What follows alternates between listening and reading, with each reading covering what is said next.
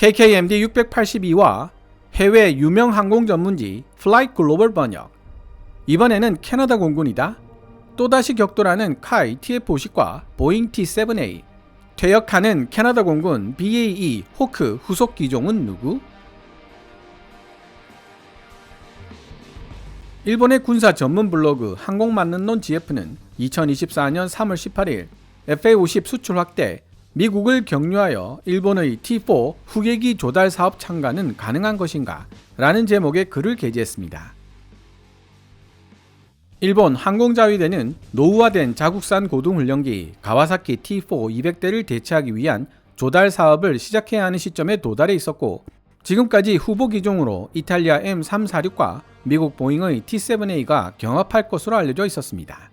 그런데 최근 카이의 T-50을 여기에 참여시키려는 방위성의 움직임이 있는 것으로 알려져 있다고 보도한 것입니다. 물론 일본 국내 혐한파의 감정과 사안의 정치적 민감성을 고려하여 카이가 생산한 기체가 아닌 미국 로키드 마틴이 제작한 기체, 즉 미 공군 해군 훈련기 사업에 제한된 것과 같은 사양의 기체를 도입한다는 조건을 추가한 것으로 알려지기는 했지만 놀라운 일이 아닐 수 없습니다. 해당 항공만능론 GF 기사에 대한 일본 밀리터리 매니아들의 반응 역시 평소보다 훨씬 뜨거운 열기를 띠고 있었는데요. 항공만능론 GF의 기사는 다음 번역할 내용으로 예약해두도록 하겠습니다. 미 공군의 고등전술훈련기 ATT 사업이 되었든 미 해군이 추진하는 신규 훈련기 UJTS 사업이 되었든 FA-50이 미국 시장 진출에 성공하면 해외 고등훈련기 및 경전투기 시장에서 50% 이상의 시장 지배력을 갖게 될 것으로 보인다는 전망이 허투루 들리지 않는 상황이 되었습니다. 여기 더해 해외 항공 전문지 Flight Global이 노후화된 제트 훈련기 BA 호크를 퇴역시킨 캐나다 왕립 공군 또한 보잉 T-7A와 카이 TF-50을 유력한 대체 후보로 고려하고 있다는 기사를 실었습니다. 먼저 Flight Global이 2024년 3월 13일에 게재한 기사 Canada retires Hawk jet trainers without replacement identified. 캐나다 정부 후속 기종을 정하지 않은 채로 호크 제트 훈련기를 퇴역시키다를 번역해 살펴보고 이야기를 이어나가 보도록 하겠습니다. Flight Global의 기사 내용은 노란색 글자로 제4견이나 역주는 하얀색 글자로 표시됩니다. 캐나다 왕립공군은 신형 전투기 조종사를 교육시킬 훈련용 제트기가 없는 상황이라는 사실을 깨닫게 되었다. 캐나다 정부는 2024년 3월 8일 캐나다 현지에서 CT-155 호크로 명명되었던 BAE 시스템즈의 호크 제트 훈련기를 퇴역시켰고, 캐나다 왕립공군은 3월 10일 소셜미디어 플랫폼 X에 업로드한 게시물을 통해 이러한 사실을 알렸다. 이 게시물에서 캐나다 왕립공군은 지난 금요일 4.19 전술 전투비행단은 CT-155 호크 훈련기의 훈련작전 종료를 기념하고 잠시 휴식기간을 가지기 위해 엘버타주 콜드레이크에서 작전 중단식을 가졌다고 밝혔던 것이다. 항공분석 전문회사 시리움 데이터에 따르면 캐나다 공군은 2024년 초에 17대의 호크 제트기를 운용하고 있었다. 캐나다 정부는 2000년부터 호크를 실전 배치했기 때문에 이 단발 엔진 전투기의 사용기간은 겨우 20여 년에 불과했다. 특히 주목해야 할 부분은 캐나다가 아직 주력 제트 훈련기 후속 기종을 선정하지 못한 상태이기 때문에 새로운 전투기 조종사를 국내에서 양성할 수 있는 능력이 전무한 상황에 처해 있다는 것이다. 그 대신 캐나다 왕립공군 파일럿 후보생들은 미국, 핀란드, 그리고 이탈리아 같은 다양한 나토 동맹국들과 함께 해외 훈련에 참가하게 된다. 기존 나토 파트너십 프로그램에 따라 소수의 캐나다 왕립 공군 교관들도 해외에 배치되어 신규 파일럿 훈련을 지원할 예정이다. 미 공군에서 전투기 조종 훈련을 받는 캐나다 파일럿 후보생들은 BAE 호크보다 훨씬 더 오래되고 낡은 제트 훈련기, 즉 노스롭 T-38 탈론을 조종하게 된다. 곧 도입하게 될 신형 훈련기 보잉 T-7A 레드호크를 위해 미 공군이 최대한 빨리 퇴역시키고 싶어하는 T-38 탈론은 무려 1960년대 초반부터 미 공군에서 운용되어 왔다. 캐나다 정부의 발표에 따르면 CT-155 BAE 호크를 퇴역시키고 호크 훈련 비행대대의 작전 활동을 잠시 중단시키기로 결정한 배경에는 현재 캐나다 왕립공군이 운용 중인 주력 전투기 보잉 CF-18 호넷 전투기를 록히드 마틴의 5세대 전투기 F-35를 인수하여 대체하려는 계획이 있다. 캐나다 CAE 사이에 체결되어 있었던 CT-155 호크 유지 계약이 종료된 일을 두고 캐나다 공군은 새로운 훈련 솔루션으로 전환하기 위한 자연스러운 지점이라고 부르고 있다.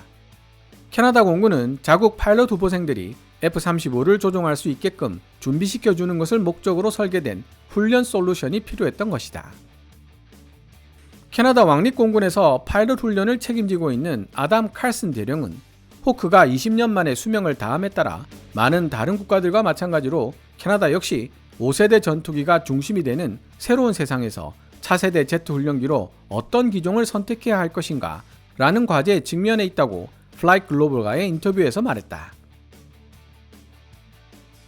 캐나다 정부는 2030년대 초에 4.19 전술 전투비행단을 재가동하여 새로운 제트 훈련기를 비행시킬 계획이다. 그러나 캐나다 왕립공군이 어떤 기체를 선택할지는 여전히 논의해야 할 문제로 남아있다. 보잉이 개발하고 있는 T-7A 레드호크가 옵션 중 하나로 손꼽히고 있다. 그러나 미주리주 세인트루이스에 위치한 보잉 생산 라인은 캐나다 정부가 4.19 전술 전투비행단을 재가동시키겠다는 결정이 내려질 때까지 완전 가동, Full Rate Output 생산 능력에 도달해 있어야만 한다는 문제점이 있다. 보잉 T-7A에 대항하는 또 다른 강력한 경쟁자가 바로 한국 항공우주산업 카이가 생산하고 있는 TF-50이다. 이 단발 엔진 훈련기는 록히드 마틴과 협력하여 생산되는데 이 록히드 마틴은 캐나다 왕립공군의 차기 최전방 주력 전투기로 사용될 F-35A를 생산하는 회사이기도 하다. 영국 개발업체 에어라리스 또한 5세대 전투기를 모방할 수 있는 모듈식 조종석을 갖춘 차세대 훈련기를 개발하고 있는 중이다. 한편 캐나다 왕립공군은 다발 엔진기 인증, 기본 비행 훈련 및 비전투기 비행 교육을 위해 드 하빌랜드 캐나다 CT-142-8, 비치크래프트 CT-156 하바드2, 비치크래프트 C-90B, 킹에어 등 다양한 터보 프로 훈련기를 지속적으로 운영할 예정이다. 퇴역한 BAE 호크 훈련기는 캐나다 온타리오에 있는 CFB 볼든으로 보내져 캐나다 왕립공군 신규 항공 엔지니어들을 훈련시키기 위한 지상 기반 물품으로 사용될 것이다.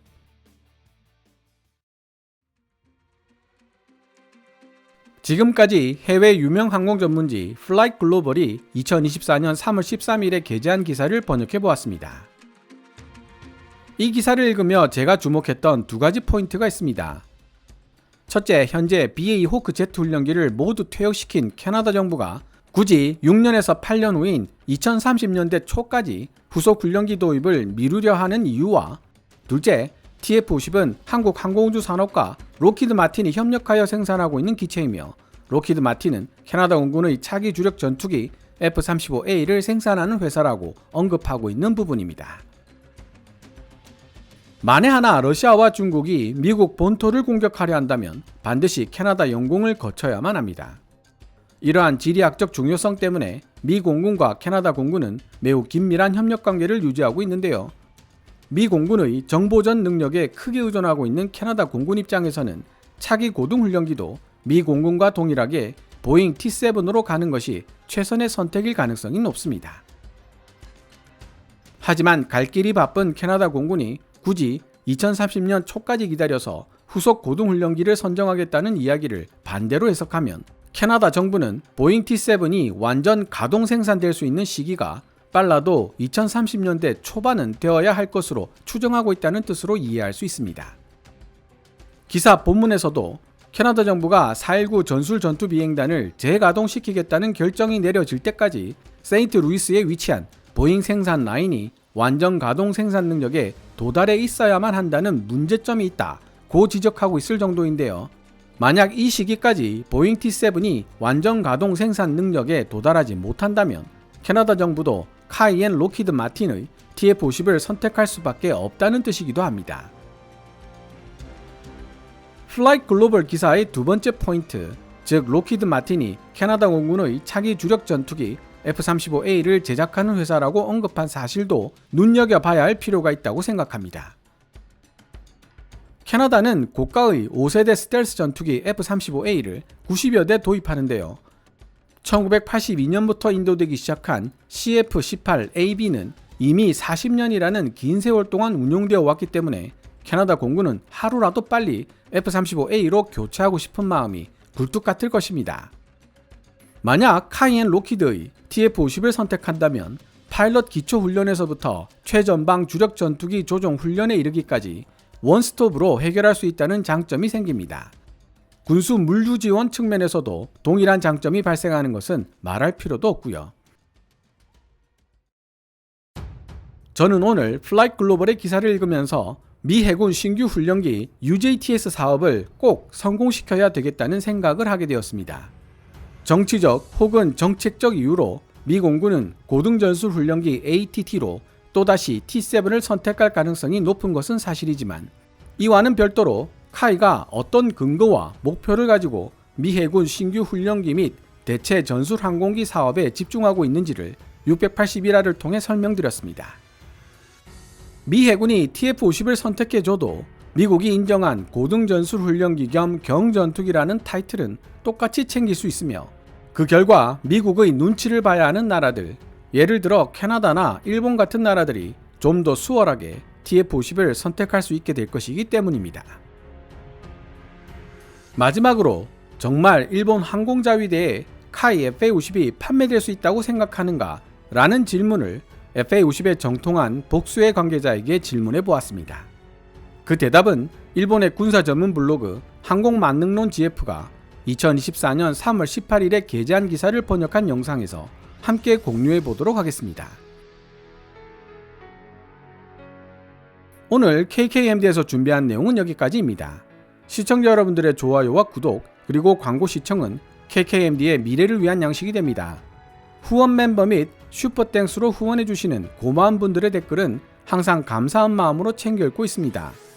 방송되었던 내용들은 KKMD 공식 블로그에서도 만나보실 수 있으니 구글이나 네이버 검색창에서 KKMD를 검색해보시기 바랍니다. 지금까지 시청해주셔서 감사합니다. 케빈즈 밀리터리 채널 KKMD